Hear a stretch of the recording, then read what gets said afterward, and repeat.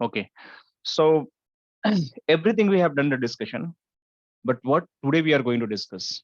So today we are going to discuss about the solution of the SD-WAN, how this was like designed and what was the key concept before designing this SD-WAN solution, right? So we understand SDN having a three flavors, that is a software defined network having a three flavors.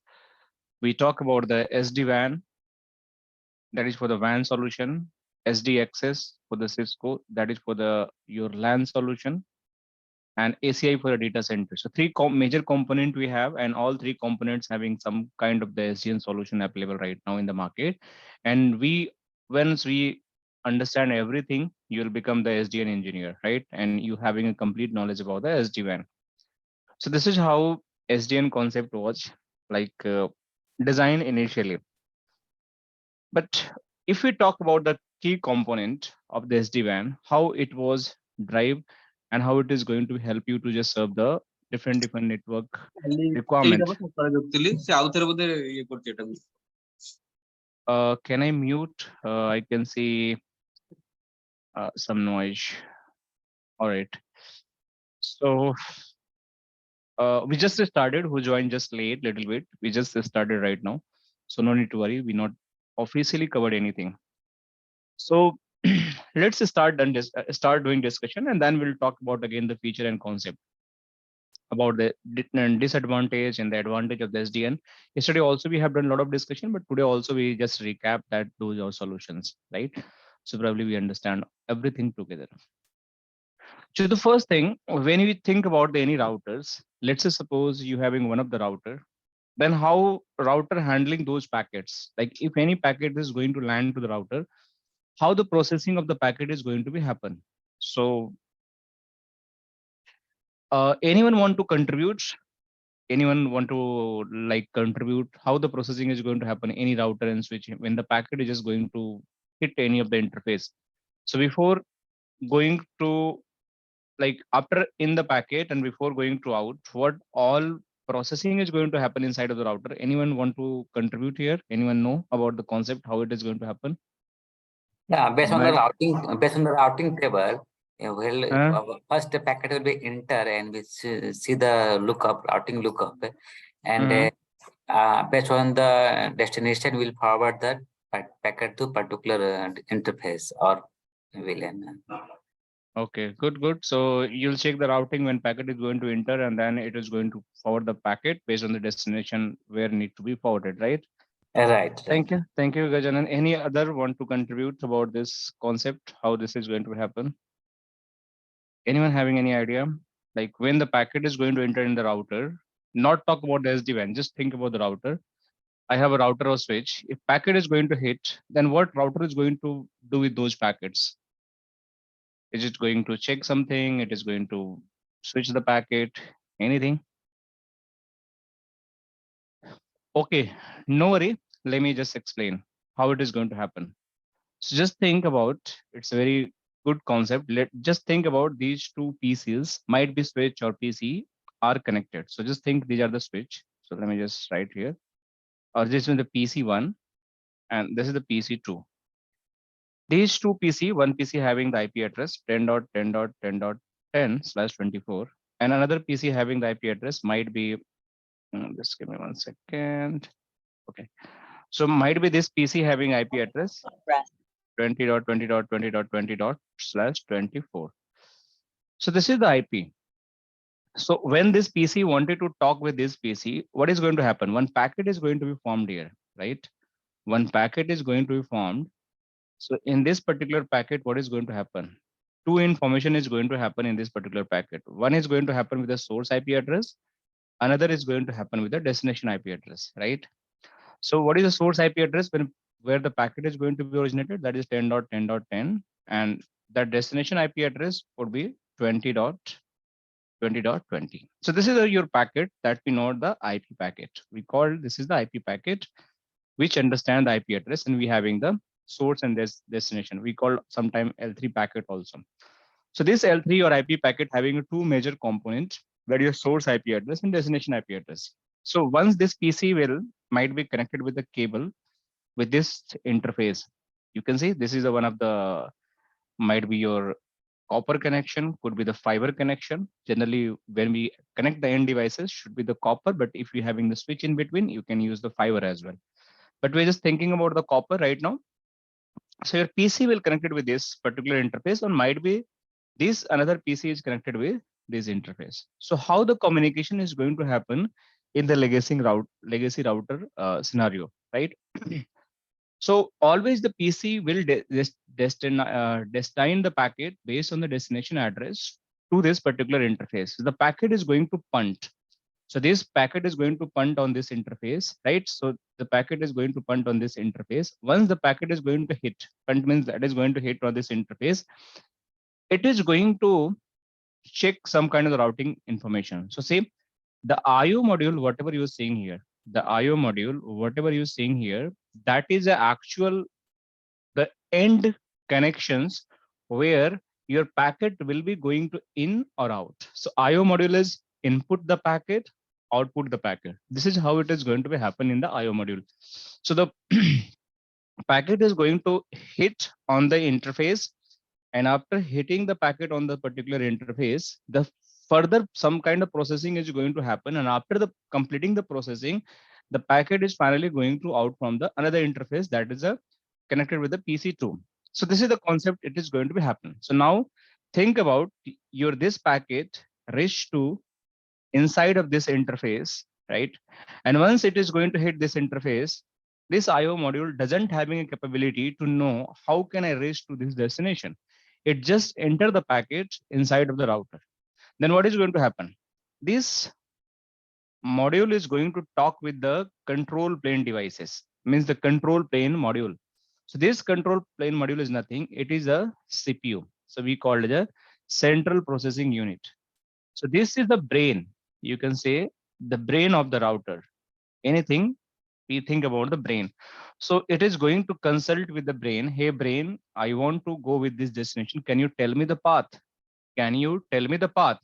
Then brain is going to tell the path. Yes, if you want to go particular this destination, you just have to go via this interface, and then finally will be packet will be transmitted to this PC. But this looks simple, but how this all mechanism is going to work together, right? We just have to understand. This is the key things we have to understand.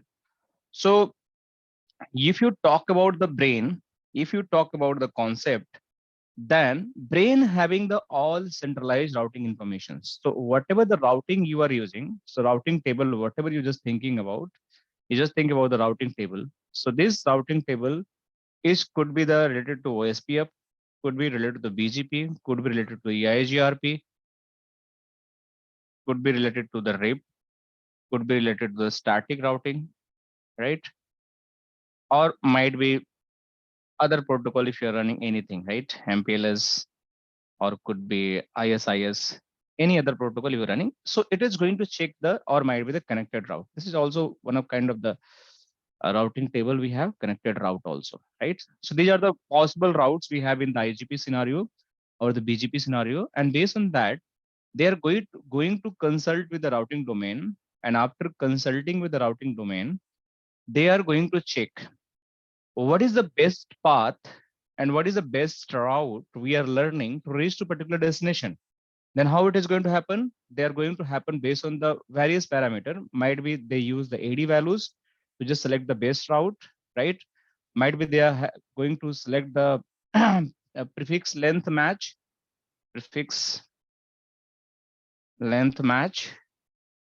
or might be they are going to check with the matrix. So different we having or some advanced attribute if you're running the BGP, right? So I'm just writing advanced attributes, but just think about for time being AD value and prefix length, they're just going to check for time being, and based on that prefix length or AD value, whatever the best possible route we have, based on that, they will give the decision how to go to the next exit interface.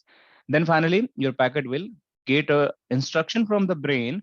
Hey, you just have to go via this interface, and then finally your packet will go out. But you think there is two blocks here.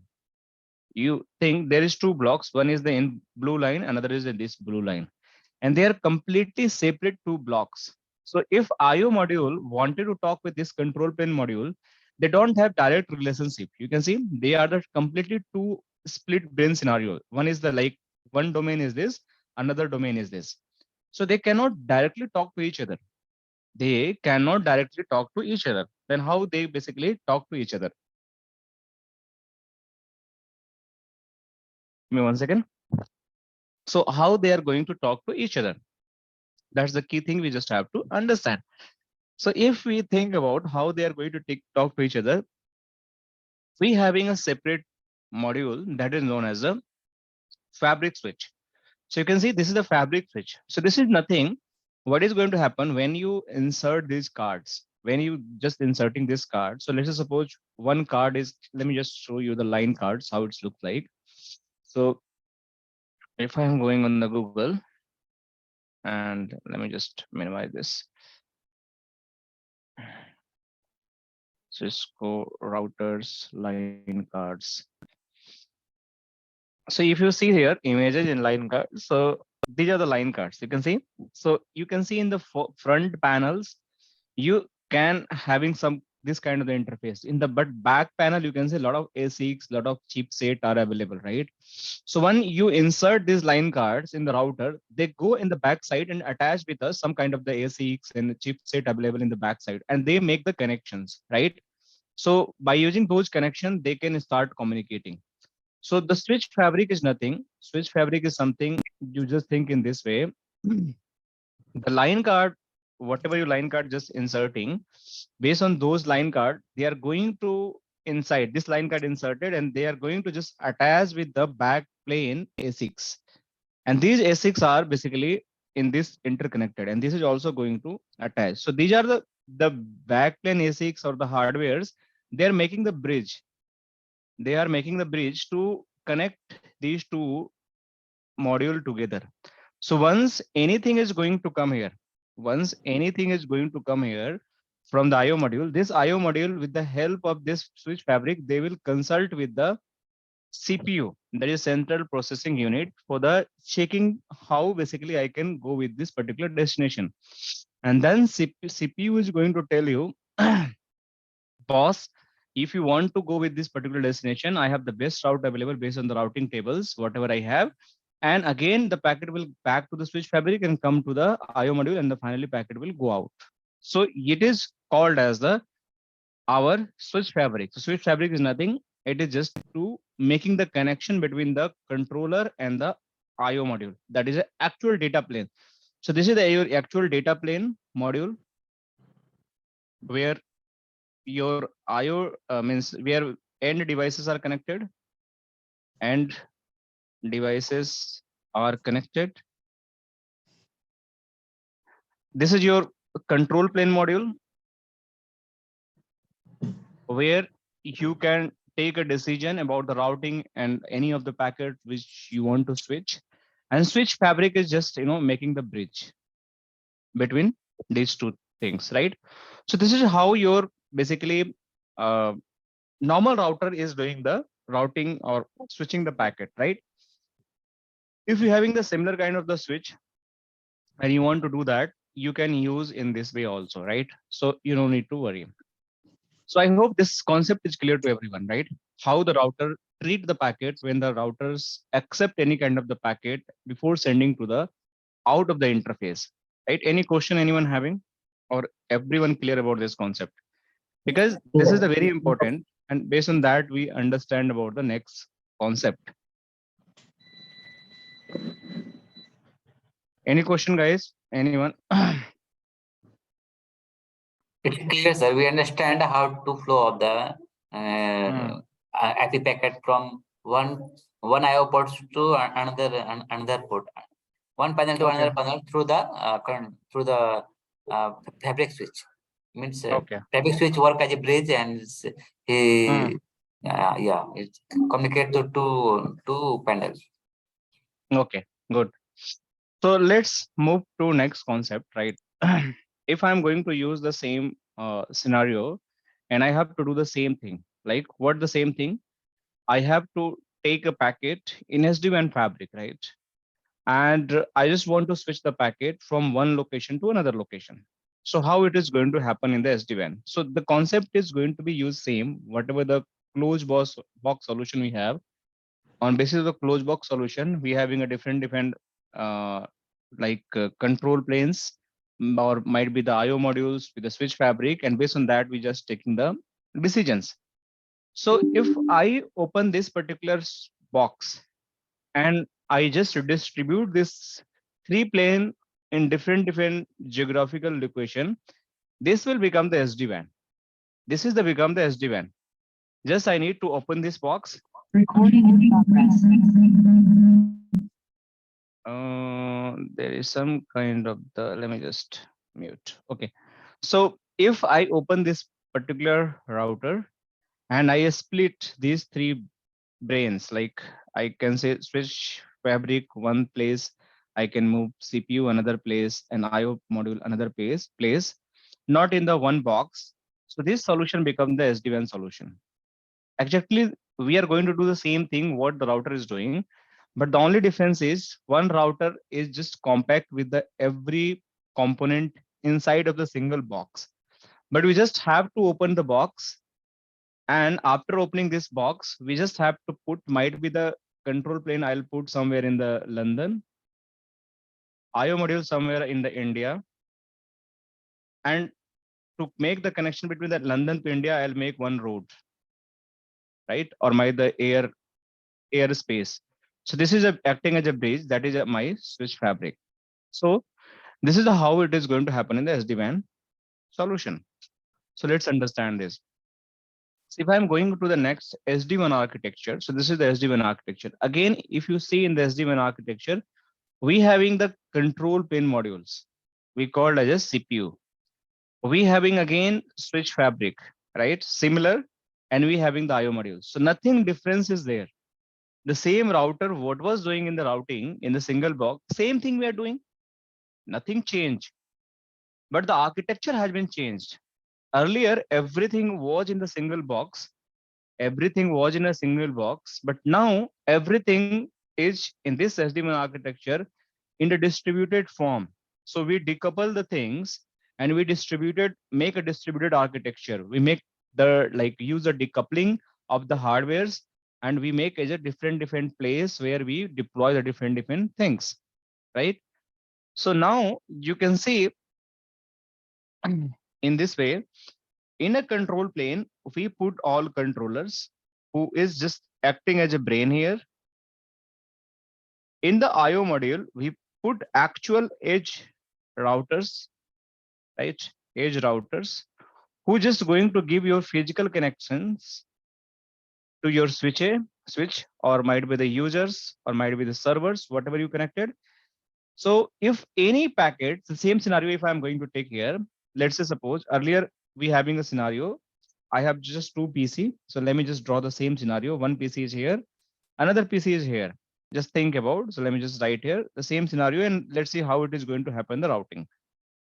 So PC1 and PC2, this is 2 PC. Again, I have the IP address 10.10.10.10/24, and this PC having the IP address 20.20.20.20/24. These 2 PC want to communicate to each other. So again, might be this PC is connected with the edge router somewhere here or data center, or another PC is just connected with the any of the remote location site. Might be these are all the edge location. You just think about the end connection, end edge location, where the different devices might be connected with the different locations. So we having a such scenario. So now again, we just have to build one packet. In this particular packet, we having some kind of the source address here again. This source address 10.10.10.10, and again we just having the destination address 20.20.20.20. Now your packet is rich again from this to this location, that is IO module. But this IO module again is a router. It could be your edge router. We call the vEdge router. Let me just write here vEdge router. So this router doesn't having a capability to decide how to treat this particular packet.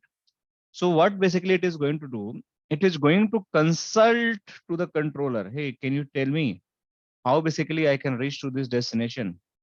So controller will again reply to him, if you want to go this particular destination, just go via this and reach to this destination.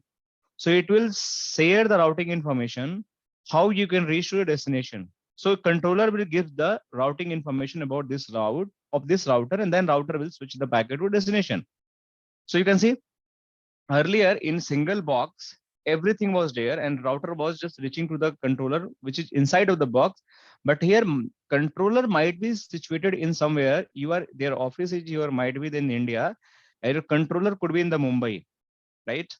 So it could be the it could be the Mumbai, or might be it could be the Chennai, right? So it could be anywhere in the world, Mumbai, Chennai, UK, US, anywhere it could be. So you are reaching from Delhi to Mumbai to get the information. How can I reach to destination? And then Mumbai is just giving the instruction, and based on that, you're just switching the packet. So it's just something not looks weird, right? Not it was not like in this scenario, it was not like in this router. Router was having the everything inbuilt, but here something is a split scenario. So why basically we done? We try to understand together why we design such kind of architecture and why we have done this, right? So if we think about, right, this controller is sitting in the Mumbai and you are in the New Delhi. So what is the media who is just helping to make the connection between these two locations, and which is very fast?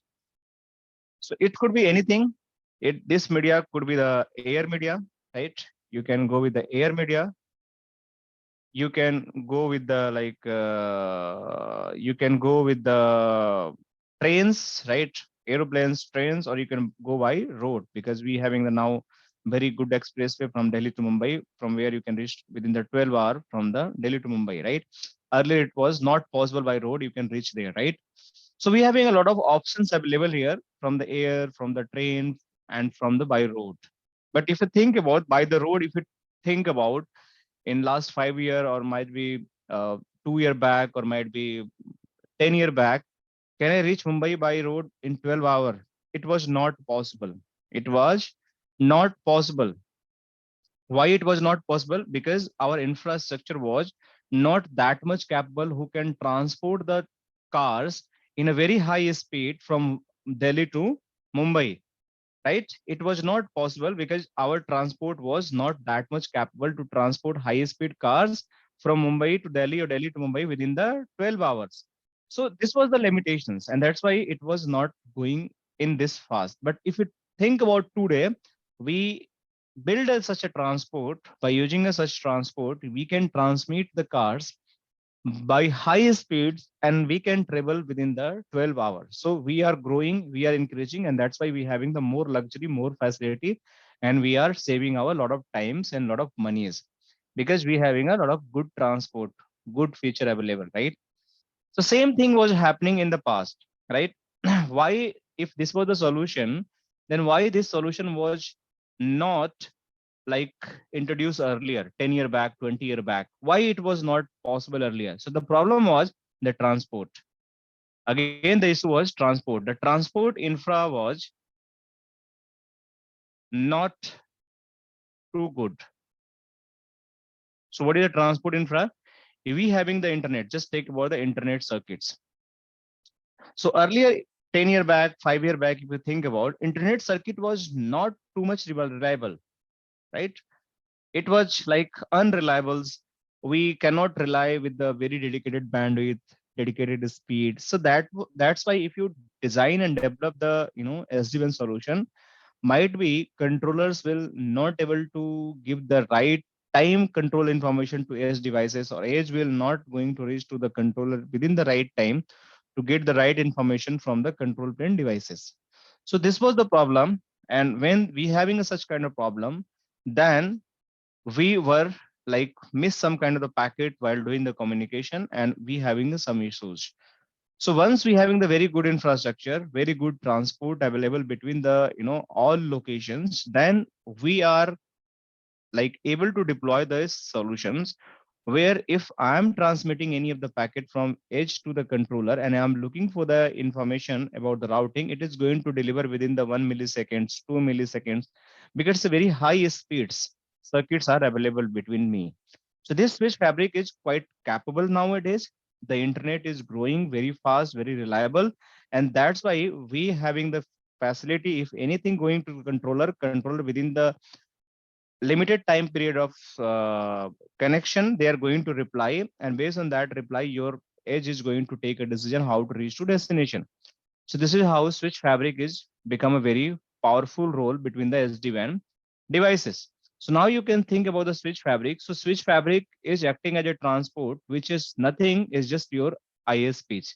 It could be the MPLS, it could be the broadband interface, internet, it could be your 4G or 5G LTE. Whatever you think, this all could be going with the different things, which could be your MPLS, which could be your internet, 4G, LTE. So by using this all concept, your packet will keep traveling from the edge location to the control plane devices.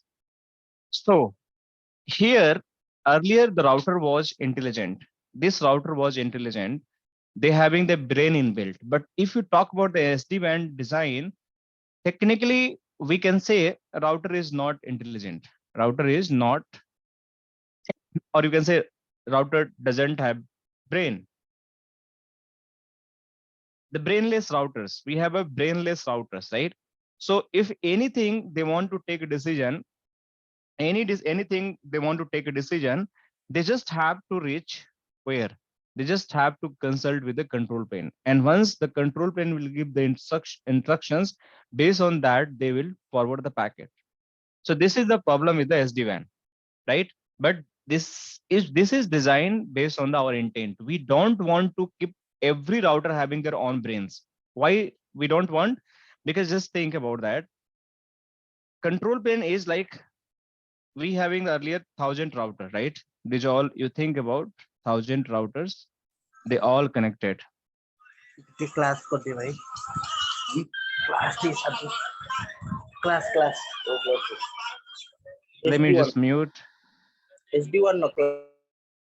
So just think about this is the routers. We having a 1 router, 2 router, 3 router, 4, 5, 6, 7, 8. Might be we can say 100, or this goes to till 1,000. So 1,000 router in the legacy, if you talk about the legacy WAN scenario, 1,000 router having the 1,000 brains, right? You all agree? So everyone is doing the analysis about the routing decisions based on individual brains. They are not going to consult any others. Whenever the packet is going to reach this router, it will take the decision by on. This will take the decision by on, and so on. Everyone take the decision by on. But what is going to in SD-WAN? They will just take out all the brains from the all routers. They take out all the brains from all the routers. And after taking out the brains, all the routers, they will put all brain together in this one central locations, right? So this is your 1,000 brains are available here. So all 1,000 brains are on this controller. Just think on this way. So now what is going to happen? These routers become the brainless because we put all the brains on the control planes. So if now any of the router want to talk any other routers, so they just want to consult with the brain. Hey brain, can you tell me how do I reach that? So now this is the concept we use in the SD-WAN. And why we do so? Because it is going a very wider range of the visibility of the network. It is going to give a centralized management. It is going to centralized controlling. It is going to give a centralized enforce the policies, and whatever you want to control the network, you don't need to touch the individual routers one by one. Just think in this way. Let's say suppose in your routing scenario, you having some kind of routing loops, right? You having some kind of routing loops. So if you're having a routing loops, you start searching and start doing the troubleshooting one by one routers, right? So might be you have to log in 10 routers to just figure out where is the issue, or might be 20 routers, or might be the 100 routers, depend on the situations, right? You having some kind of the routing protocol issues, any kind of troubleshooting, you just have to go and check everything by one on the routers, right? Because every router is having their individual brains, so you just have to log in a lot of devices to troubleshoot. But if this kind of the issue is going to happen in the SD-WAN, you just having a single controllers available where you just go, and after login, all brains routing information is there, you can take a decision why this kind of behavior is happening. So you can easily understand where is the problem and how can I fix that. So it is quite easy. No need to go each and individual locations, right? And this is going to help you a lot, right? So this is how SD-WAN architecture is going to be deployed, and everywhere we just having the different devices. So now we understand in the IO modules, we having the two devices is going to be deployed. One is the vEdge, another is the cEdge. These are the nothing, these are the routers, right? We called routers. Why cEdge? Why vEdge? So vEdge is nothing. This is the Viptela router. So history was Viptela was one of the company. Viptela was company which is acquired by the Cisco. So once it was done, the acquisition, Cisco still keep using the Viptela name because might be they having some kind of agreement. You just have to use my brand, or might be intentionally Cisco using. So we don't have to understand that much of the business perspective. But yes, this Viptela was one of the company. Later Cisco acquired that. After acquiring those company, what was happen? The Cisco start using the brand that is the Viptela, and they manufacturing the routers which is known as the vEdge. So that router, whenever you see the vEdge, they having a different module. I'm going to model of the routers. I'm going to show you. Might be the 1,000 of the vEdge, 2,000 of the vEdge, 5,000 of the vEdge, or 100 vEdge. So a lot of modules available here, means router model available here. So this is the vEdge. So this is nothing. This is just a Viptela routers, which is designed by the Viptela and manufactured by the Cisco, right? Similarly, we having the cEdge. So cEdge is the actual Cisco product. cEdge is actual Cisco product. That means a Cisco router. So what is those router? So cEdge is just like whatever the router you have seen, ISR, ASR, CSR, and many more. We having a CT series of the router also. The all router are manufactured by the Cisco, not Viptela. So these are the pure business of the Cisco where they manufacture the different routers, right? So these routers having the provisions, these router also having the provision. If you just upgrade the image, if you just upgrade the image of the any of the router, let's suppose you are running these routers and you want to make this router as a SD-WAN router, right? So what you have to do, you just have to take the license from the Cisco and you just have to upgrade the image. So you just have to upgrade the image. After upgrading the image, this router will become the SD-WAN router. So once we upgrade the image, any of the ISR, ASR, or CSR router with the upgrading of the SD-WAN iOS version, these are known as the cEdge routers. So Cisco Edge router, we call it as a Cisco Edge. One is the Viptela Edge, one is the Cisco Edge. The work is going to be same. Every concept is going to be same. Only the way of the configuration is a little bit going to be different. So in our lab, we having the both flavor available. You can see here, we having the cEdge available also. That is Cisco. We integrated in our lab. I'll show you, and probably you can see this has been live. So if I am showing on in my previous batch, so you'll find that this cEdge is also live. So something I'll show. Yes, anything. Ramu, you asking sir. anything? So in a C router, Viptela support multi-vendor or only Cisco router required in a cEdge? Only Cisco router is supported, not multi-vendor. Only Okay. Cisco router. Only 3-4 model of the router. Let me show you all the models, what they support. CSR, ASR, CT, whatever I told, these all. And let me show you if any other model available. So this is a Cisco vManage dashboard, and you can see that we have onboarded a lot of devices. One WAN is down. Which one is down? Okay, VH5 is unreachable for some reason, no worry. But you can see here in my lab, I have the cEdge, I have the vEdge, I have the Edge 3, Edge 4, Edge 1, Edge 2. Every is live and up and working. You can see the code, version, and this site are up and working. Only one device is down. There's the VH5. It is not showing here, but rest of that devices which is up and working, they all are up and working. So cEdge is also integrated. vEdge is also integrated. To see most of the site we having the vEdge 1, 2, 3. This is the VH4. And this is the VH5. So why this is down? Because it's stopped, it's not started. So once I'll start, it is also going to be up and working. So it was somehow off, so it was not showing. So and also we're having a cEdge. So we having the both of the flavor, we learn everything, configuration point, design point, how it is going to happen. And if you see what all basically devices are available for the cEdge and vEdge. So if you just want to check, you just go there. See, these are the router ASR. These models of the router is supporting the SD-WAN. C series of these routers are supporting the SD-WAN, C series. You can see here.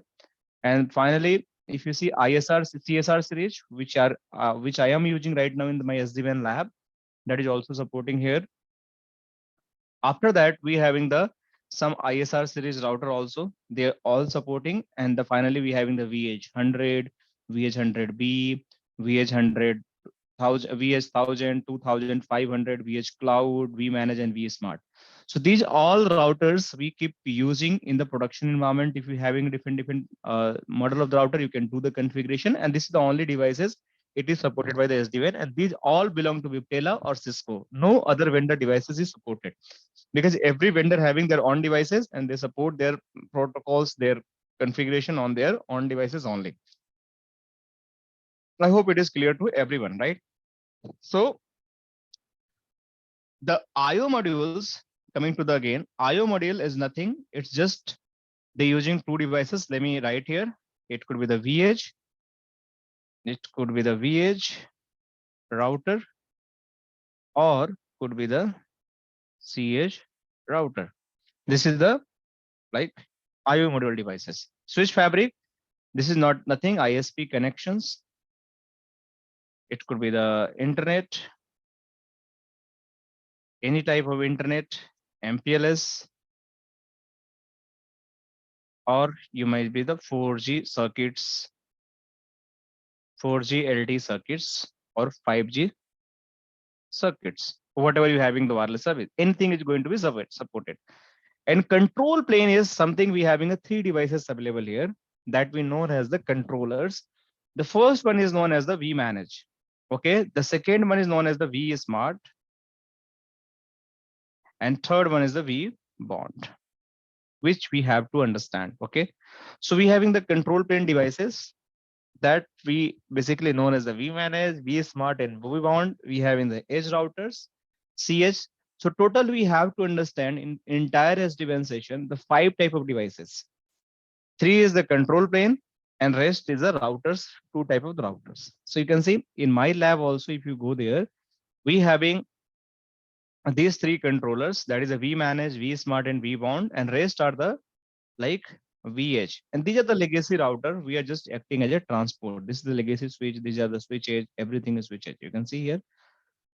So probably we just have to understand 5 type of devices entire of the SD-WAN session. But these are not cup of tea, and it's not the easy task. Okay, we just have to invest a lot of time, a lot of technology. We have to deep dive, have to understand the configuration from the scratch, everything. Okay, so moving forward, you can see here also we having the root CA. So why we use this root CA, we'll discuss more about that. It is this having the special purpose to just certification point of view, we are using this root CA. So we will understand in later stage why this is going to be used. Okay. Anyone having any question till now? Yeah, yes, sir. Yes. Tell me, Nalim. In real time also we are using root certification. This Real time in real time scenario, probably answer is no, unless your organization want to root CA as an enterprise root CA. Else, if you are not using enterprise root CA, the answer is no. By default, you'll get everything certification from the Cisco portal or JTB portal, PNP portal. So 99% I can say answer is no. 1% customer you will find where they are using the root CA. okay, then where we are getting the certifications? We want Okay, so certification, how it is going to happen, what is the correct process, and how it is going to be applied, we having to discuss in the upcoming days everything about the certification. So you can see in my upcoming section, I will explain about the certification. So if you talk about certification, so we just have to understand how certification is going to happen with the different devices, right, when we install, right? So we're having a lot of way to do the certification here, the zero trust fabric. We just have to understand when we discuss this particular module in upcoming days, I'll explain how the certification is going to happen. So if you're not using the root CA certification, we're just having to various way to do the certification, right? The device itself, whatever you are purchasing, they're having the device certificate, or they having the inbuilt Symantec root chan installed, which is going to be, used to just validate your certificate from the Avnet root CA, right? So we will understand in the upcoming stage how this is going to happen for the different scenario for the certification. So can we hold for some time if you don't mind, Alim? Okay, I got it, Yeah. sir. This Yeah. is okay. I got it. This pointer. Uh-huh. Okay, but in real time, how we will get if we are not using this root CA, then where we will get the certifications? So that's I'm telling. That's concept we will understand in the vEdge router identity. This is the concept we just have under. Let me just give an idea, right? You'll get an answer, right? So whenever I design any of the boxes, I just wanted to not touch this topic today because I want to go in this sequence. So let's say suppose you buy any of the routers from any of the vendors, right? So what is going to happen? You'll get one of the TPM chip is installed inside of the router, right? So that is TPM chip is physical vEdge router uniquely identified by the chassis ID and the certificate serial number. So every device is having these two things very unique: chassis ID and certificate serial number. And they having one of the certificate that is a temper proof module, right? We call TPM chip, right? So temper proof module is going to install here inside of this particular devices, right? So certificates, whatever certificate you have, they all are going to install in the TPM chip during the manufacturing process. So whatever the manufacturing is going to happen during that, they're going to install. After installing this TPM chip, what they are going to do, that certificate, basically what they install inside of the TPM chip, that was signed by the Avnet root CA. So this is the, again, a root CA, which is managed by the during the manufacturing. This is the enterprise root CA. The work is similar, but the only name is going to be changed. Trusted by the control plane element. This is a trusted by the control plane element. So whenever the router is going to make any kind of decision, you having a choice on which root CA you want to make this validation. So when you do the certification, this is the part of our agenda. I'll explain how it is going to happen. So once you do the certification, how you want to make the certification. So you're having a two option. You want to do certification with the enterprise root CA or Symantec Cisco automated. You can see here. So if you choose this Cisco automated or Symantec, it will automatically do the verification. Just have to make the reachability with the root CA. It might be already available based on the PNP portal or your ZTP server portal, and it will do backend by on. No need to do anything. It is going to happen automatically. They will just take the serial number, chassis number by default, what is available in the device, and based on the serial and chassis number, they will check their repository when the device is onboarded from the vManage to vBond, and they will just validate and just make this certified. This is fine. But if you want to skip these two things, if you're not having the valid license, valid things, contract, then you can use the enterprise root CA, which I'm using in my lab. And by using the enterprise root CA, I'm telling that, hey, every my control plane devices, if you want to do verification for the certificates identity, just this is your trusted root CA. Everyone have to agree whatever certificate he is issuing, and the same certificate key chain should be installed by you. So we will understand. Hope little bit you get an idea, Alim, about this. Yes, sir. Yeah, so this is how it is going to work. So I'll explain in later stage when we'll discuss about the step by step how the certification identity is going to happen. Probably in the next class when we start configuring the lab, then we'll discuss these things in very detail. Okay. So any other question apart from this certification, guys? Because we have to discuss this. Anyone having anything and they want to clarify? Okay. So moving forward, Here let's we are discuss. using, excuse me. Here we Sorry. are using firewall also. Yeah, we can integrate the firewalls. We'll use one of the router as a firewall to check the different services. We having a different scenario, advanced scenario like service insertion, where we just have to take as a firewall as a service, IDS as a service, IPS as a service, network as a service. Then we can integrate with the firewall. I'll tell this concept in the later stage where we'll discuss everything about the firewall features. Okay. These Okay. are scheduled for weekend only. Sorry. These classes are scheduled for weekend only? Yes, these classes are only for weekend. Saturday, Sunday, 10 to 12:30. Clear? All right. So moving forward, we understand a little bit about the controller. We little bit understand about the traffic flow. We understand a little bit about the architecture of the SD-WAN, right? Almost how we using the decoupling process by the opening one of the closed box in the open box. Now let's start doing some kind of deep dive in the further section. If we talk about the SD-WAN solution, right? So if I start using any of the PPT, I have a lot of PPT, Cisco SD-WAN solution. They are talking different things. So everyone is talking kind of a similar kind of the concept. So let me just go one by one. Okay, so you can see this is the one of the diagram, right? Cisco SD-WAN, one of the, you can see architecture overview. And this architecture overview, as I explained, whenever we talk about the SD-WAN solution, we having total 5 components, including the vBond, vSmart, vManage, and cEdge, right?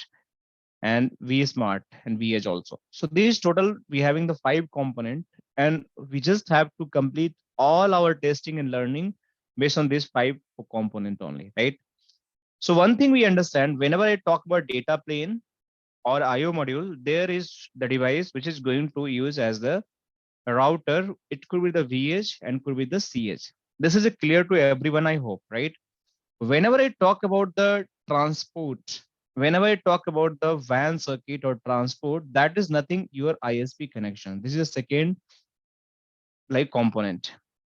The third component is a control plane devices. So control plane devices further classified in 3 way, right?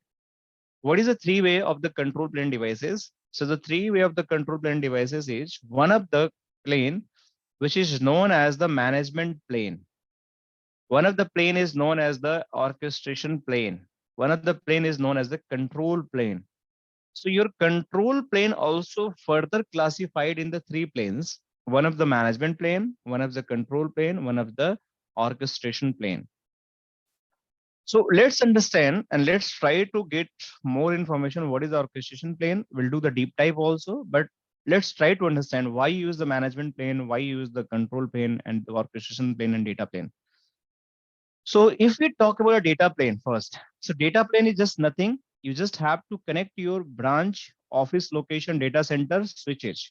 And based on that switches, you can connect the end devices, end users or servers or printer or whatever the wireless controller, AP. So just think about it is a router. On behind the router, we having the LAN switch. And behind the LAN switch, we are connecting different end devices. Could be the printer, could be the AP, could be the my server, could be the my PC, laptop, anything could be connected. So this is the my data plane devices where I'm actually connecting my end users end devices. Hope it is clear. The switch fabric is just the transport, which is just making the mediator between the controller and the data plane. Now, what is the control plane and why further it is segregated in the 3 different plane, right? So if I talk about the control plane, the first thing we having the control plane device. It's a part of the controller, but we known as a control plane device. So why basically we use that? So this is the known as the vSmart. This controller we call as a vSmart. And this vSmart is a very powerful. Anything related to routing you want to achieve, routing or anything about the policy, right? It is going to manage by the vSmart. So routing decision, everything, routing protocols, routing decisions, whatever you think, that is completely going to manage by the vSmart. So vSmart is just responsible to manage every routing information from the fabric perspective, SD-WAN fabric perspective. Few more things I'm going to cover later on in the slides. What else? But just you think routing, if you think who is going to manage, that is the vSmart. And what the routing protocol we are going to use? only one single routing protocol we use, that is the OMP here. No BGP, no OSPF, no AIGRP in the SD-WAN fabric. We can configure in the LAN, but not in the SD-WAN fabric. That we known as the overlay management protocol. So we call overlay management protocols. So this is the OMP routing protocol, and this routing protocol is a Cisco proprietary. Okay, no other vendor can use this routing protocol. So this is the high level things. vSmart is just for the routing. Now we having the management plane that the device is going to act as a management plane that we know as the vManage. So vManage is like one of the device which is responsible to manage overall fabric. If I talk about the, so Alim is asking other vendors which protocol. So other vendor depend on the which vendor you are talking. Different vendor having different. If you're using Versa SD-WAN, they use the BGP. If you're using the Velo Cloud, they're using the VCMP protocol. If you're using the Palo Alto, they again using the protocol that is a BGP. So different vendor having a different routing protocol. Cisco having the OMP. So we just have to learn about the OMP. Different vendor having different routing protocols. But you cannot run OMP in the any other vendors. This is Cisco proprietary routing protocol only. So management plane is something is the one of the single pane of the glass. By sitting on that single pane of glass, that is known as the vManage. See, this is the basically vManage dashboard. You can see a dashboard. You can see whatever in front of the dashboard. We call this is the vManage. So this tool or this management plane device is very powerful. So if you want to do any configuration, any policy, any kind of troubleshooting, any kind of the audit, logs, so you can do anything from here. And this is the only tool. By sitting on this tool, you can configure your all branch sites. You can monitor your all branch sites. You can do any kind of the policy configuration. You can do any kind of template configuration. You can troubleshoot where is the issue, what is the issue. You can put the utilization report, talk topper report, any error, any connection, everything you can put here. I'll show you in later stage. So this is the tool management plane. By sitting on this management plane tool, I can do whatever I want related to SD-WAN in terms of the configuration management and troubleshooting. So this is something management plane. Now the third tool we have orchestration plane. This is the very important, that tool or that device known as the vBond, like a James Bond. And trust me, this vBond is very powerful. So it is like gateway of the, we can say gateway of the SD-WAN fabric. What does mean gateway of the SD-WAN fabric? So is that meaning of the gateway of the SD-WAN fabric is that, let's say suppose you having an offer letter, any of the company, just I'm giving the example. You having the offer letter, any of the company, you want to join those company and reach the office and you just go on the reception, right? So if you're going to the reception, one security person will be there and they might be called to the HR. Hey, one person is coming at reception and he wanted to discuss with you about the joining process because he having some kind of documents, but it's valid or not valid. He is not going to check. He's not having the authority to check, but he is going to call to HR person. Hey, HR, can you please come and just check whether this guy is valid for you or you want to just take inside the organization or not. So HR is going to come, and after coming to HR, they are just going to validate your document, your ID, your offer letter, and your photographs and you. Everything they are going to validate based on the offer letter, photograph, whatever they have. So if they are going to like validate the things, then what is going to happen? After validating, if she find like everything is good, right? Then she will introduce to your line manager. She will introduce to your line manager, and after that, your line manager is going to just introduce to different colleagues, right? How basically you can work, who is your colleague, who is your team lead, and where you get the information about the process, the clients and everything. So HR is the first point of contact. If anyone wanted to in the company, see or he will going to validate you are the right person or not right person. If you are the right person, you having the right identity, then she or he is going to allow to join the organization, right? So it's a single point of contact of, or you can say it's a gateway of the organization. By consulting her or him, you can just only enter in the organization, right? Similar thing, vBond is going to play a role in the SD-WAN fabric. Let's say suppose I told we having the vManage device, we have in the vSmart, vBond, vEdge, and cEdge. So if any of the devices, let's say suppose you build a site in this way, you just understand in this way. Let's say suppose these my 4 sites are running, 1, 2, 3, 4, 5. You just build this site new, very new site, right? And this site, this router want to join the SD-WAN fabric. This site want to join the SD-WAN fabric, means he want to talk with this site, he want to talk with this site, he want to talk with this site, he want to talk with this site and controller. So before joining into the controller, what he have to do? So before joining into the controller, he have to prove the identity. I am the right person to join this fabric. To whom? He just have to reach out to vBond first, and he have to present, I have the right certificate, I have the right chassis number, I have the right serial number. And if vBond find that you are the absolutely right, then he is going to introduce about the vManage and vSmart. If he found that you are not right person, then he is going to reject you. You never going to join the fabric. Likewise HR. Okay. So just give me 1 second.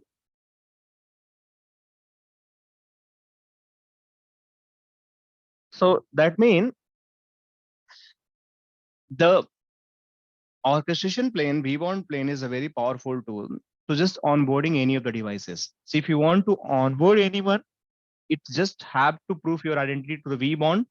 vBond is going to verify your identity. And if vBond is going to be happy with your identity, then only he is going to introduce to the vManage and vSmart. And then further, they are going to give you information about the different branches. So you can start talking to the different branches, right?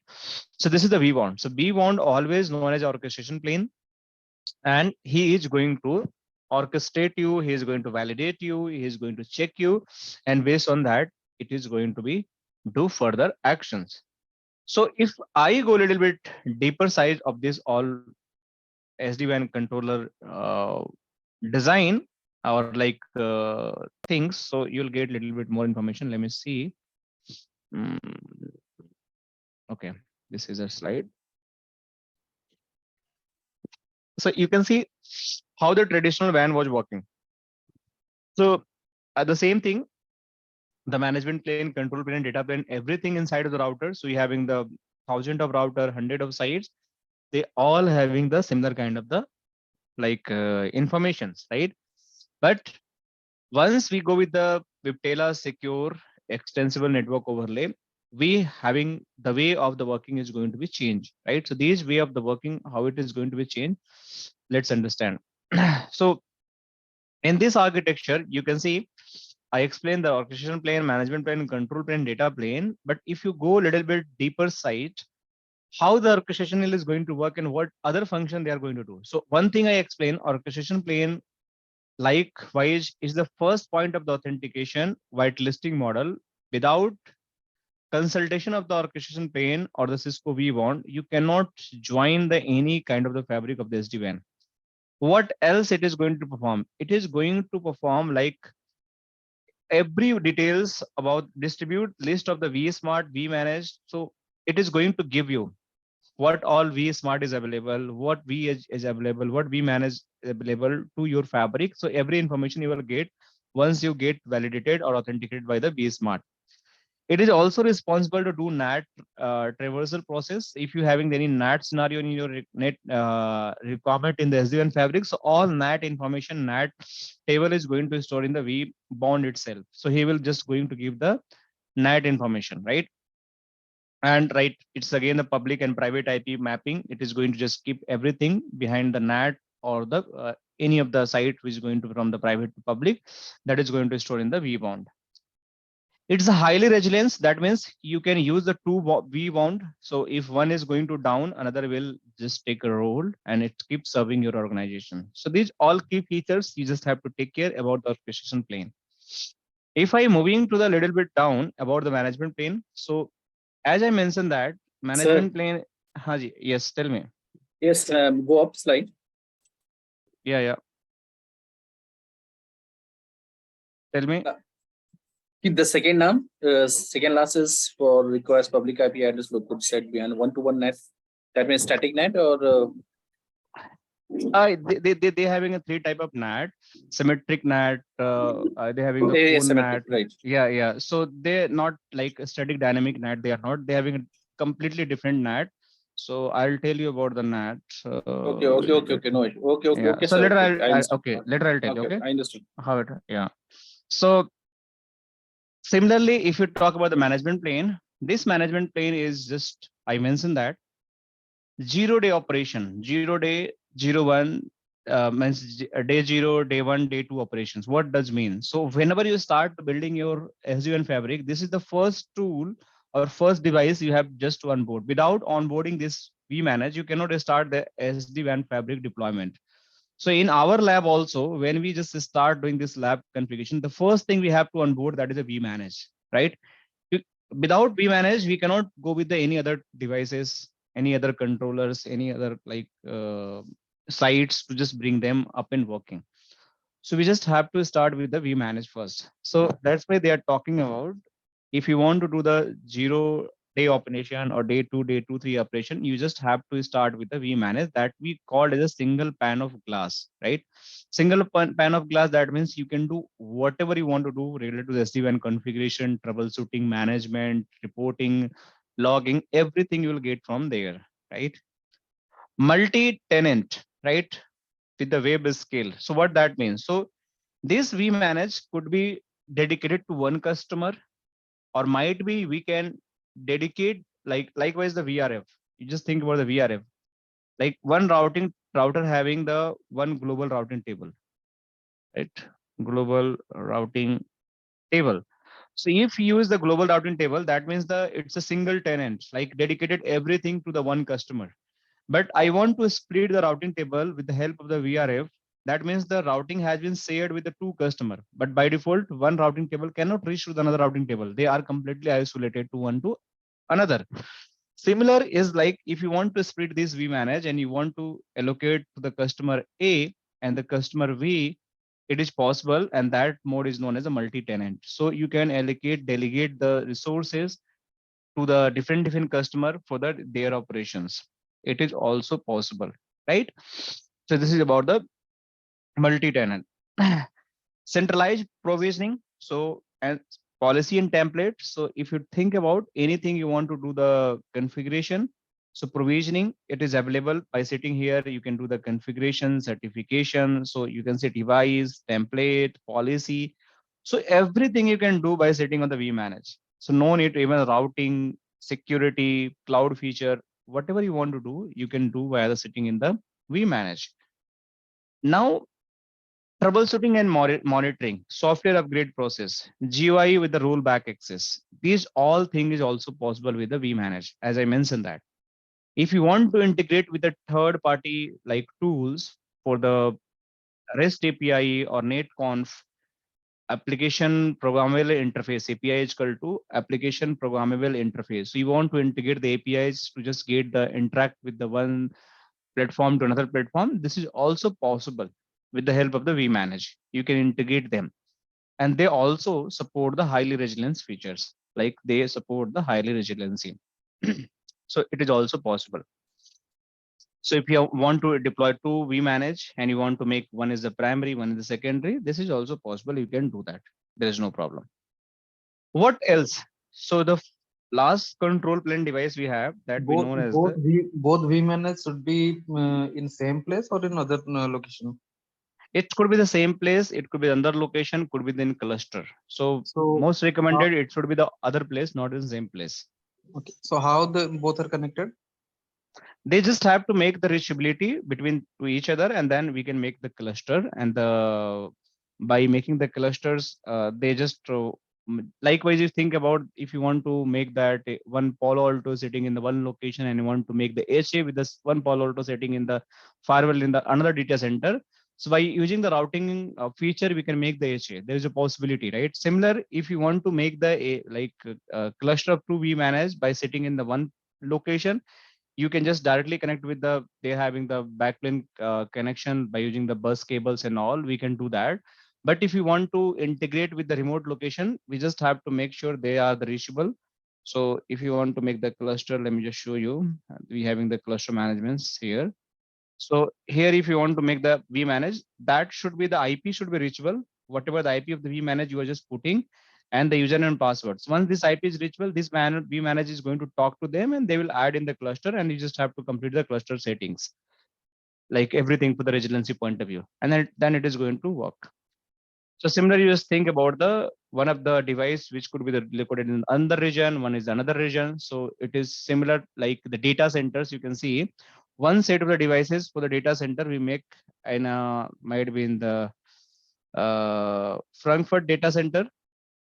So if it is going to down for any region, might be you having the another data center which might be in the London data center. So if anything goes wrong, the failover services is going to happen automatically because they're having a same set of the resource, same set of the devices. So this is one way we can do. So what is going to happen might be your VS devices, whatever the VS devices we have, they are one vManage is here. Sorry, not vManage, not vEdge. It's the vManage is here. And we having the another vManage is here. So what they are going to do, they are going to form the control connection with these two devices at same time, right? Control connection, but the primary would be this. If this is keep serving you, so the control connection will be up and working for you. But in any case, this controller goes down, so this control connection will be lost to you. So this will come in active state and it starts serving to you. And in that time, they are serving as a cluster. Does this make sense? Yeah, got it. Yeah. So moving forward, so the next device we have, that is the control plane. So the control plane device, when we talk about the control plane device, this control plane device is just about the facilitate fabric discovery. So that is about the routings, right?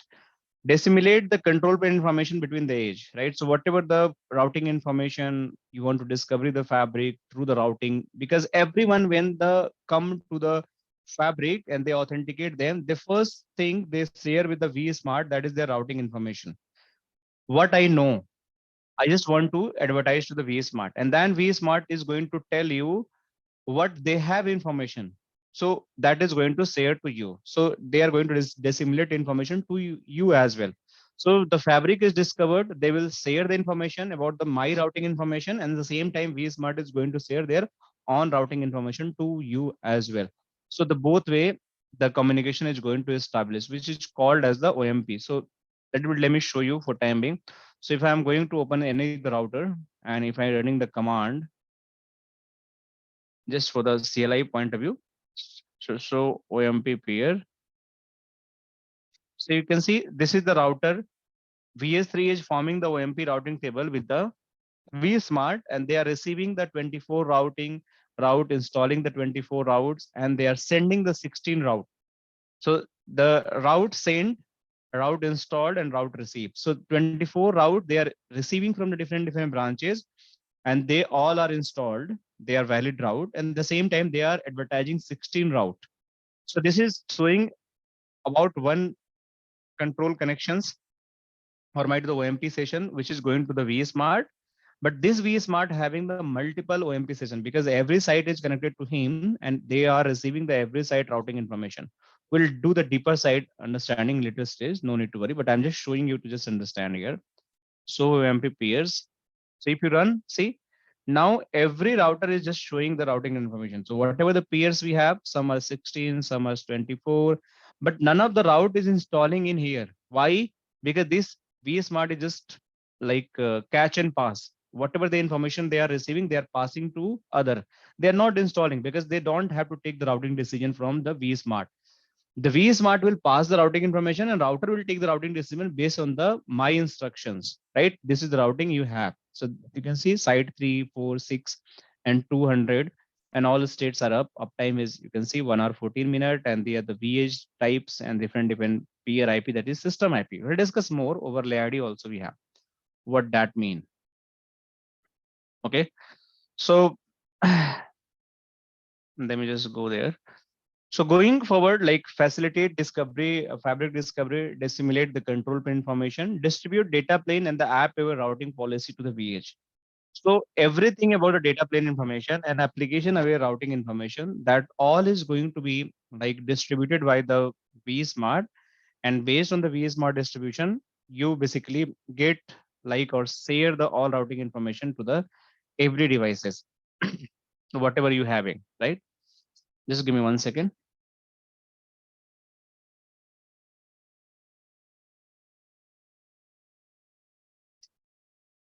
So the next thing is implement the control plane policies, such as the service chaining. So you guys are asking the what is the service chaining, where we need a firewall. So this service chaining is like very key component to just maintain the additional security in the SD-WAN fabric. If you want to integrate, the service chaining is going to help. And for that, we just have to integrate the Palo Alto firewall or any ASA firewall or any other third-party firewall, if you really want. So that is also possible. In addition of that, what else? So if you want to reduce the like control plane complexity, so every router will just isolate, right? If I use the like 1000 router, so 1000 router will share the 1000 routing information, and every router will control that routing information in their brain, or they just have to check. But if you use the vSmart, it is just single plane where every routing will be available, and that is going to distribute to different routers. So you just have to go and check the routing information in the single device. So it is going to reduce the control plane complexity in terms of the troubleshooting and like checking how the routing behavior is going to happen. And similar, they are going to just highly resilience, right? So highly resilience means if you're just building two vSmart, likewise here, and if you're just trying to run show control connections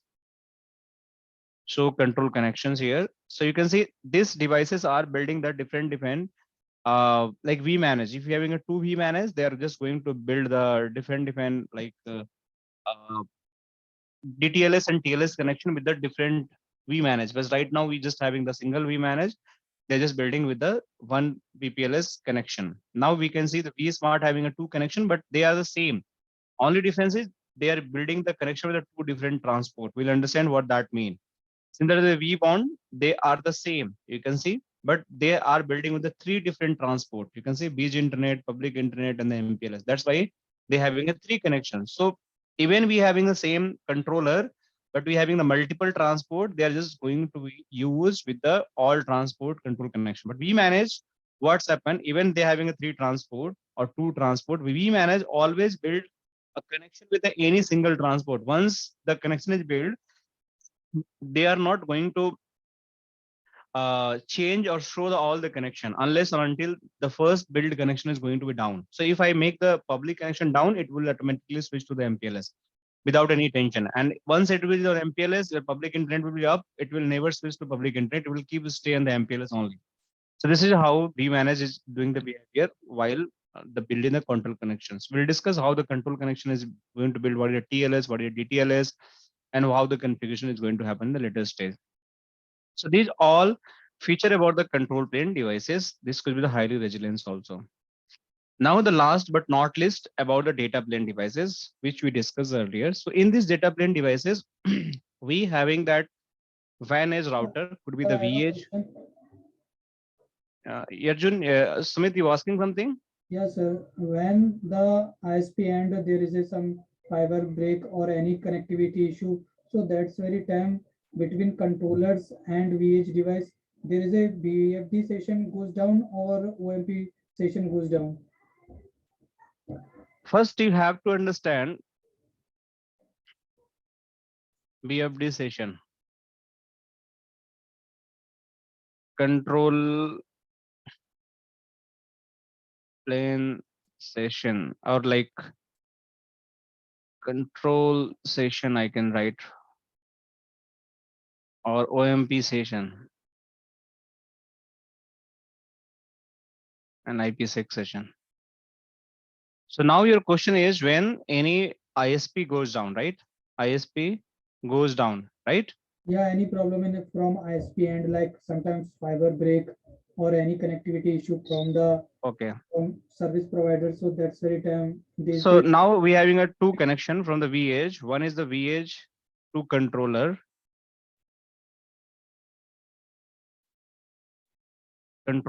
and one vEdge to vEdge. There's two connections, right? So which one is down? Tell me which scenario you're talking. Sir, I'm just asking that if there is a problem from service provider, so I understand your question. So now Yeah. see, this is a topology. So this is the service provider, right?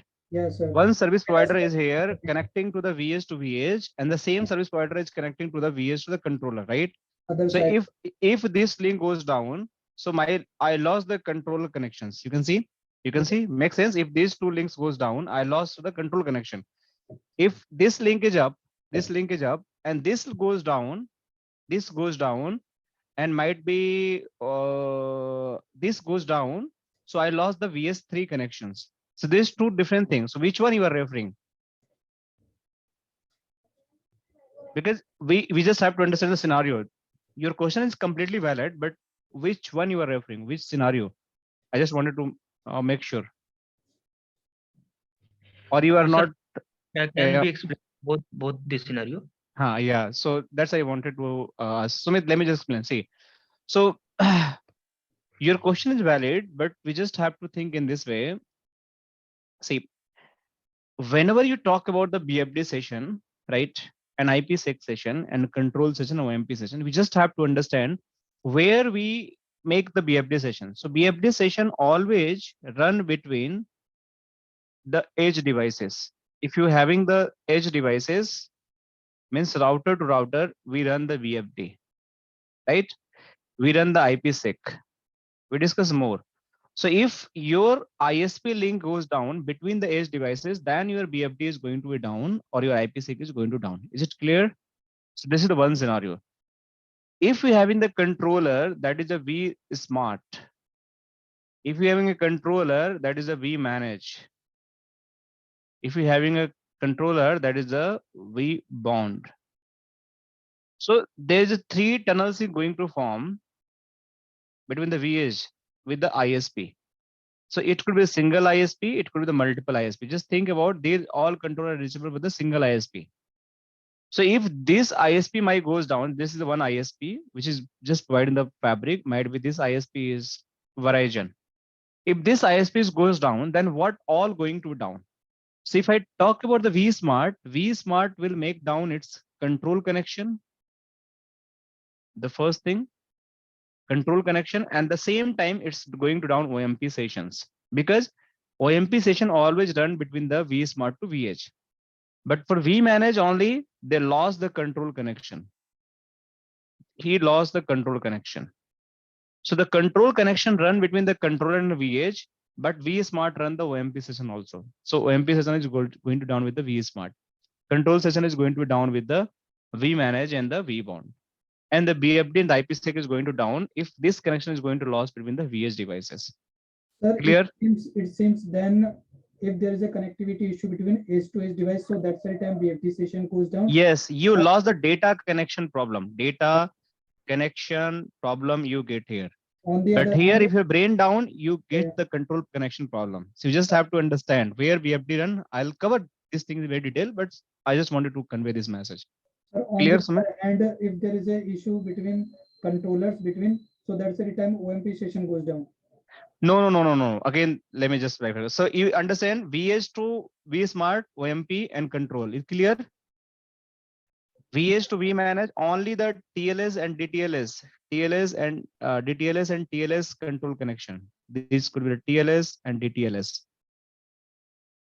This is only for DTLS, not TLS. This could be the TLS and DTLS. DTLS, said TLS. These are control connections. We'll discuss more. So just think about if vSmart ISP to VS down, OMP will also down along with the control connection. But this goes down between that vManage to VS, only your control is going down. Only the control, because there is no OMP running between the VS and vManage. There is no OMP running between the vEdge to the vBond. There is no OMP running between the VS devices. You got it first, but let's understand in this way. Again, you're having a two controller of the vSmart. So they are again running the OMP and control connections. If you're having again the vManage, they again running the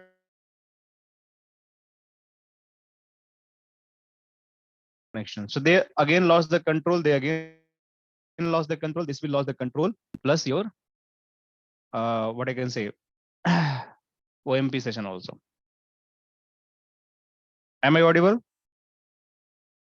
Yes, sir. Is it clear? We'll discuss more how this architecture, how this behavior. Let me show you a little bit. So this is really nice question. So let me just show you a little bit how it is.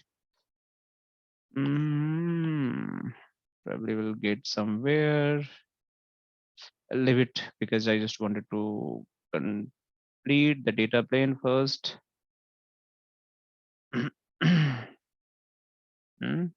Okay.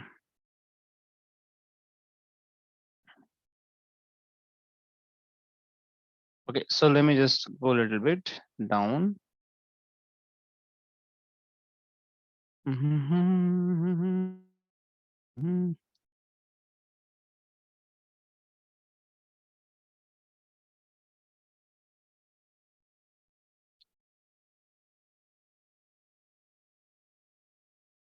So see, you can see here, you are running the OMP between the vSmart to the vEdge and between the vEdge. So you can see the OMP session is running. Here we are running this connection is the IPSEC green color, and this is the BFD session inside of this IPSEC. DTLS is this one.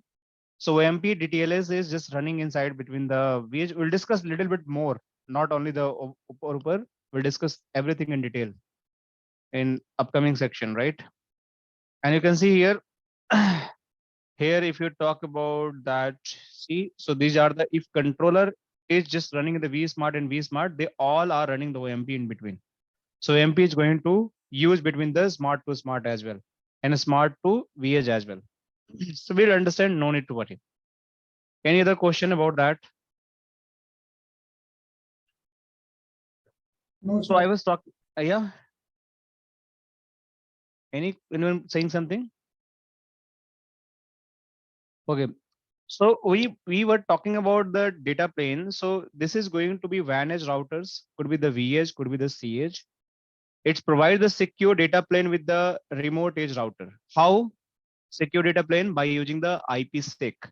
So every edge to edge connection is going to build via the IPSEC.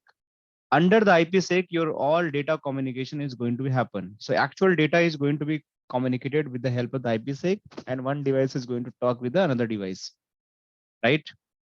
OMP session is going to be established between the edge device to the vSmart. That is OMP. How? With the help of the control connections. The first thing is going to establish the control connections. And after establishing the control connections, inside of the control connection, your OMP session is going to be established. So you can see here, first TLS and DTLS is going to be established, and inside of the TLS, DTLS, OMP session is going to happen. First BFD session is going to build inside of the BFD session, first the IPSEC session is going to build, and inside of the IPSEC, your BFD session is going to be run. So if anyone asks you, inside of the OMP, we run the TLS and DTLS, or inside of TLS, DTLS, we are running the OMP. So you should be able to answer, inside the TLS and DTLS, we are running the OMP. Inside BFD, we are running the IPSEC, or inside IPSEC, we are running the BFD. So the answer is, inside IPSEC, we are running the BFD. First IPSEC is going to build, and then BFD is going to build. First TLS, DTLS tunnel is going to build, and then you just have to OMP net to activate it. TLS is based on the TCP. DTLS is based on the UDP. TLS is based on the TCP. You just have to note. We'll discuss. I'll explain how it is going to configure in next class. So this you have to take care in mind. So this is the same thing. And also they are talking about implement the data plane and the application of routing policies, export performance statistics, anything related to your performance you want to export, it is completely possible. You can get it from the router by using the vManage. So every detail you will get there. You can integrate or run the traditional routings protocols. Likewise, the OSPF, BGP, HGRP, and VRRP, right? So if you want to just connect the routing protocols in the LAN infrastructures, likewise the BGP connected OSPF and static, it is absolutely possible if you having the further L3 switch and you want to run the OSPF, BGP static and connected between the vEdge to the edge device, like another devices, traditional LAN devices, it is absolutely possible. You can do that. There is no problem, right? So this is also fine. Now moving to the next. After that, what?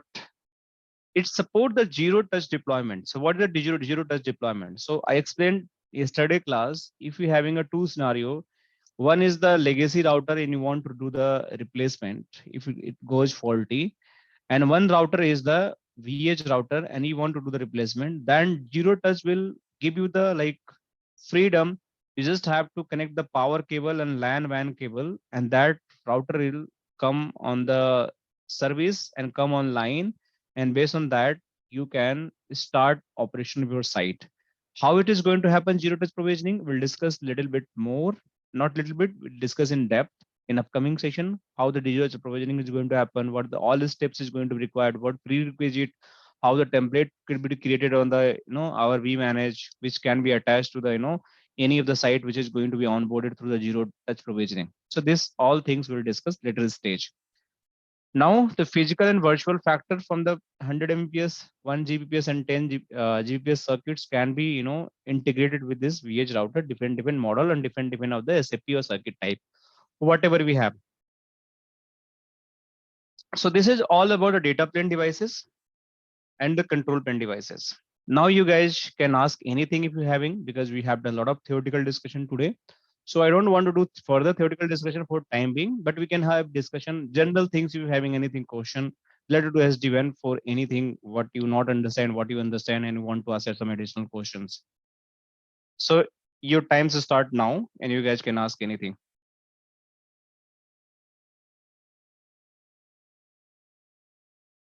All good? Sir, and everyone under CS? So one question, Yeah. does MTU play any role of speed, on one interface of SD-WAN? Why I'm Yeah, is, yeah, definitely. MTU play a very vital role while configuring the circuit of any of the transport. Like what you can see, Soran VPN 0. So if I'm going on the interface and if I'm going to just refer this interface under the VPN 0, so what is happening? Why MTU is IP MTU? Sorry, tunnel interface MP MTU. What was the command? Let me just MTU. Yeah, this is the MTU, not IP MTU. So any MTU you can just 440 if you want to say it is going to take. So MTU is we need to adjust, and we just have to make MTU always lower than 1500 of the any of the circuit. So by default, any circuit negotiate the maximum transmission unit is 1500, right? So what is happen in case if you're not setting the MTU or not lowering down the MTU? So what is going to happen? The IP packet or that whatever the SD-WAN fabric packet is going to be switched, they just add some overhead. So the IP packet, whatever I receive, might be this is my IP packet. Already they're having a side of the 1500 bytes, but they just add some kind of payload or overhead 4 bytes. So now it's become the 504 bytes of the packet size. So if your router interface having a maximum MTU, maximum transmission unit is the 1500, so it cannot process with the 1504. So what you have to do, they just have to fragment the packet. So fragment means the packet has to be split in the two sides of the packet. One might be the 1000, another could be the 500. Any algorithm they can use, and that split the packet. So if you lowering down the MTU, if you're lowering down the MTU, so that is going to give you your IP packet size will remain the less than the 1500. And if it is a like 40, 50, and if you're adding any kind of the load also 4 byte or 10 bytes, it's not going to extend more than the 1500. So that means your fragmentation is not going to be happen. So fragmentation sometimes create a problem. Many of the application who receive the fragmented packet, they not support and they not correctly respond. So they like support like start doing some kind of the slowness, some kind of the like different issues. Might be the page is not responding. So better you just lower down the MTU. So try to make the lower down MTU like by the 1492. That is a standard, or 1450 or 1496. This kind of the standard we can use. Sir, So it could be the LAN interface or WAN interface, anywhere it could be. Sir, my question is bit extended actually. Mhm. Like I have a we have our our data center in Geneva. Okay. From Pakistan, suppose we want to ping that. Okay. On one side, I am giving payload size as 1410 or 1420. And there is a packet drop of 10% around. Okay. But when I'm giving without any payload size, then it is 100% successful, no drops. Then, so you are trying to understand why this packet loss is happening, right? Yes, sir. Okay, that's a very interesting thing. Yesterday I have taken one of the class, right? Just I'm sharing this observation to you. Yesterday just I taken one of the class that's regarding the ping and trace, and I explained the same thing what you were asking. Okay, so let me just little bit give an idea. So you can say this was the class I have taken yesterday live. It was a live class. So I would recommend everyone just watch this. If you don't know how ping and trace work, right? So just give the very detail. I never seen any video which is 1.5 hours around for the ping on trace, but I made it, okay, for my people. So just watch this video. Meanwhile, I'm answering your query, why it is happening and how you can solve it, right? So first thing would tell me, you pinging from where? You pinging from router or the vEdge or any machine, where you're pinging? From vManage, sir, through router only. Router only, right? You are pinging from router only. So see, by default, vManage. On vManage. vManage. Yes. So vManage your ping. Okay. So it is also. So what is happening whenever you do the any ping from the any Cisco devices, by default, it's take the packet size is 100 bytes. This is a default behavior, 100 bytes. If you, let me just try to stick in the vManage what it is going to ping. So if I try to ping, so let me just, it is having the router having by default 100, but it is also size ping, let's suppose 1.1.1 size. If I'm not going to use size, it should be take 100 byte, but here I can use 1400. And it's not pinging for some reason because this is not valid IP address. But just let me just ping without size. What is happening? See, so it is taking 84 bytes. Here 56 byte size. You can see. I've taken the 1400 byte. If I'm not saying anything, it is taking 5600 byte. Sorry, 56 byte only packet. So your size is quite low. You understand?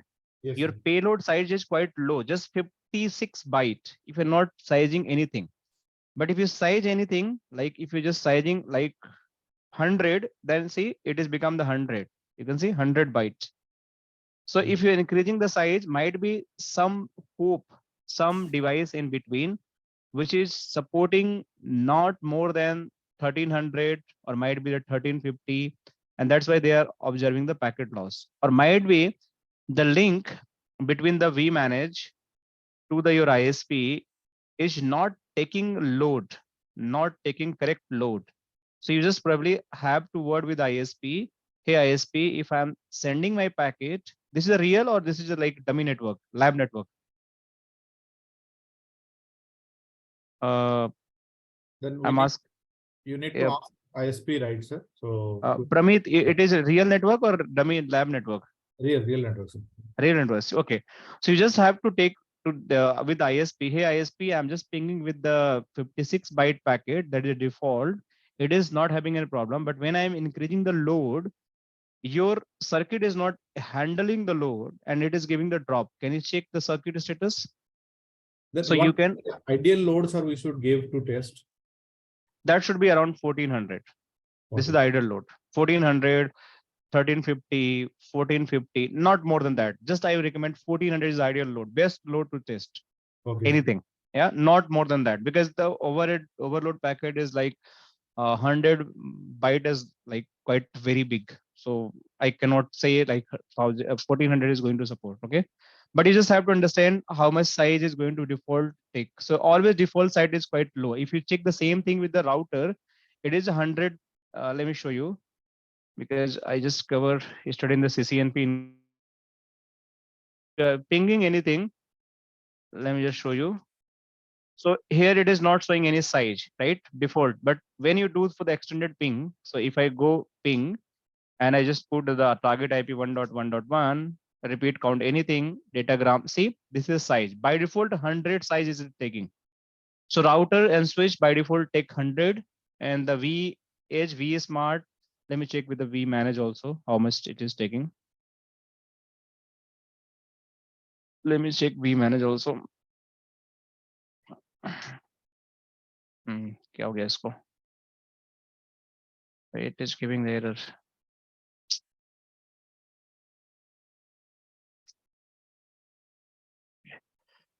So if I am going the ping 1.1.1, oh, ping 1.1.1, see, it is again 56 byte only. Somehow it is giving the error, no need to worry. So it is just 56 byte only. So every device is 56 byte. vEdge also, let me just check it. Yeah, vEdge already check. Let me check one more time. So it is also 56 byte. So everything, if you think about that, the vEdge or vManage, vSmart, the 56 byte, router is the 100 byte. Any other question, guys? Anything? Anyone having their mind? Because I believe today we are done. A lot of theoretical discussion we have done. We start doing configuration from the next week. Yeah. So how can we perform load balancing between the edge devices? Between the edge devices. Yeah. So you are talking about I have two edge devices and you want to perform the load balancing, right? Sir, Because from edge device to between ISP and between the ISPs. So you just start talking about these two links, and I want to send some packet from this link and some packet from this link, right? At the same time, right? Yeah, sir. To some Yeah. Because sometimes we perform the load balancing like we are receiving the from gig 03 and we are sending the packet from other link. Okay, good question. So first thing, if you are not doing any kind of the load balancing mechanism, not configuring load balancing, then what is going to happen? By default, load balancing will be enabled. Which load balancing we called ECMP, equal cost multiple path. This is the SD-WAN feature.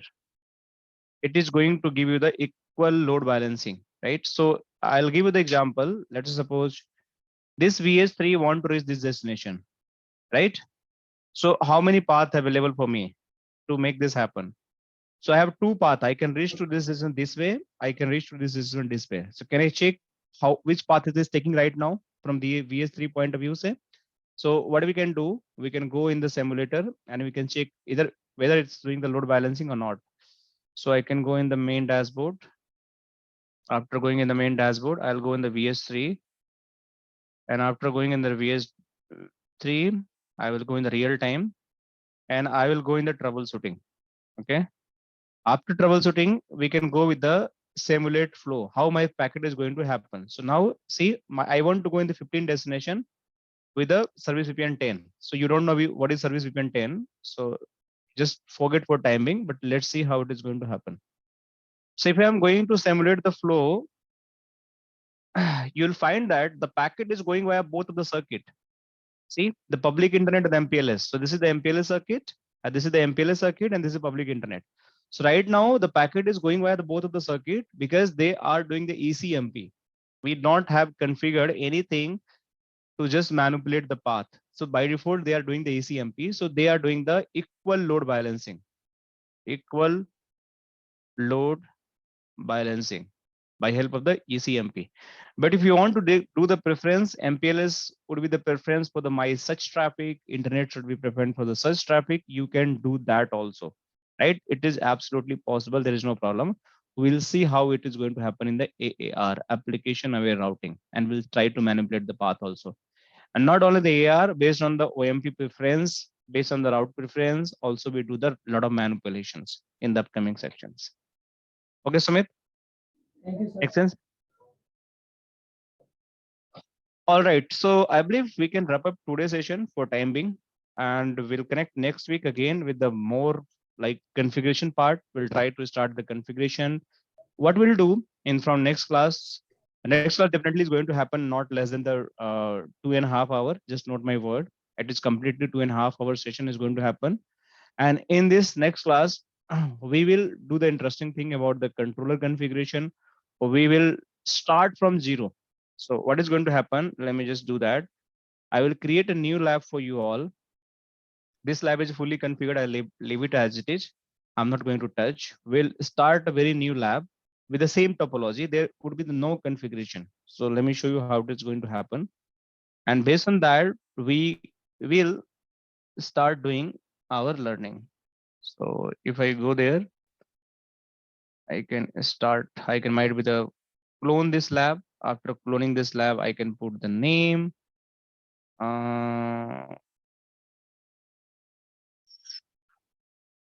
Fab 2023 SDWAN batch. So this is my new lab. So if I talk about this new lab, there is no configuration. I also clone, but only topology is clone. If I open any of the router, you'll find no configuration is there.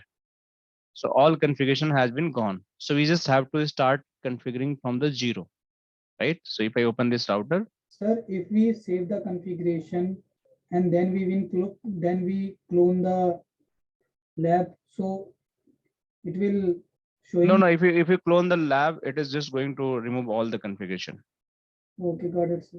Yeah, even you save that, it is not going to take out the all certificate and configuration. Else it is very easy for me to just build the labs. So let me show you. So this is the VH3 now, and in this it's initialization stage, which will take few minutes time. So just wait. Once initialization is going to complete, then probably we'll good to start.